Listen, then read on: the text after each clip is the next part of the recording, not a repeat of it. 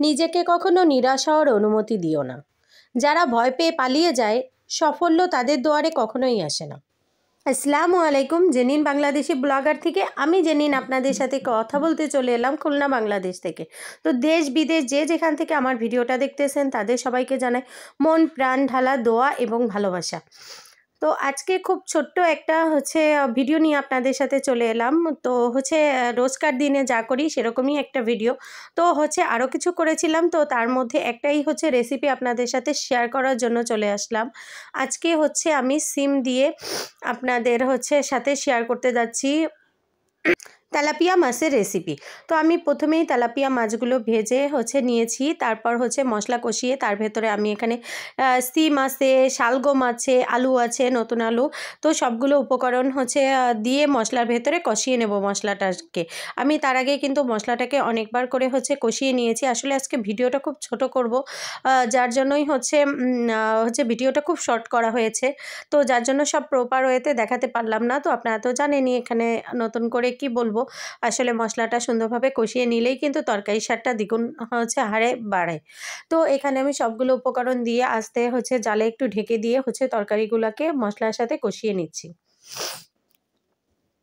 আর এখানে সিম, শালগম, তারপর নতুন আলু সব কিছুই শীতের সবজি। তো শীতের সবজি, এরকম শীত, হালকা শীত, এখন তো খুব বেশি শীতও না, আবার একেবারে কমও না। তো এরকম একটা শীতের আমেজে কিন্তু এরকম একটা খাবার কিন্তু জমে যায়। গরম ভাতের সাথে বা রুটি পরোটার সাথেও খাওয়া যায়, কোনো প্রবলেম নাই। কিন্তু গরম ভাতের সাথে কিন্তু স্পেশালি এটা অনেক বেশি মজা হয়। তো এখানে আমি কিন্তু সবসময় একটা জিনিস ফলো করি, আমার আম্মুর রেসিপি। তো আমার আম্মু কিন্তু সবসময় তরকারিতে যখন ঝোলের পানি দেয় তখন কিন্তু একটু ধনে বাটা আর একটু জিরা বাটা একসাথে দিয়ে দেয়। তো আমিও সেটাই দিয়ে দিলাম, ধনে আর জিরে বাটাটা দিয়ে দিলাম। দিয়ে আমি কিছুটা সময় আরেকটু নাড়িয়ে চাড়িয়ে মানে তরকারিটা জাল করে তারপর এর ভেতরে মাছগুলো দিয়ে দিব। ভেজে রাখা মাছগুলো এই যে আমি দেখেন পর্যায়ক্রমে সব দিয়ে দিচ্ছি।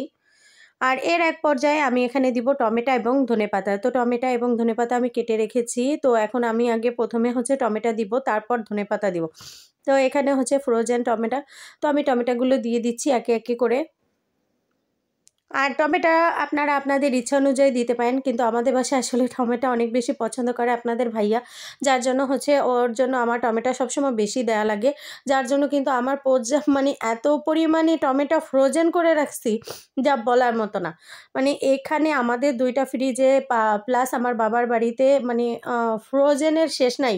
মানে টমেটো এত পরিমাণে ফ্রোজেন করা আছে, এখনও যে পরিমাণ টমেটো আছে আরও 1 মাস যদি কন্টিনিউ আমি রান্নাও করি তাও শেষ হবে না। মানে এরকম পরিমাণে টমেটো লাভার আপনাদের ভাইয়া, যার জন্য টমেটো সবসময় আমার ঘরে থাকে। আর এই যে দেখুন, আপনাদের সাথে কথা বলতে বলতে আমি কিন্তু ধনেপাতাও দিয়ে দিয়েছিলাম, দিয়ে তরকারিটা কিন্তু আমার হয়ে গেছে। আর এই যে আমার তরকারি ফাইনাল লুক কেমন হয়েছে আপনারা সবাই অবশ্যই কমেন্টসের মাধ্যমে জানাবেন। আর তরকারিটা কিন্তু খেতে অনেক লোভনীয় এবং অনেক মজা, অনেক টেস্টি। আপনাদের ভাইয়া কিন্তু এই সমস্ত সবজি খুব পছন্দ করে, আর তার জন্য কিন্তু আমার সবজি সবসময় কম বেশি রান্না করতে হয়, কিন্তু বাচ্চারা খেতে চায় না। বাচ্চাদের জন্য মাংস রান্না করেছি, আর সেটা আর শেয়ার করলাম না, সবজিটাই দেখালাম। কেমন লাগলো আপনাদের কাছে অবশ্যই জানাবেন। ভালো থাকবেন সবাই।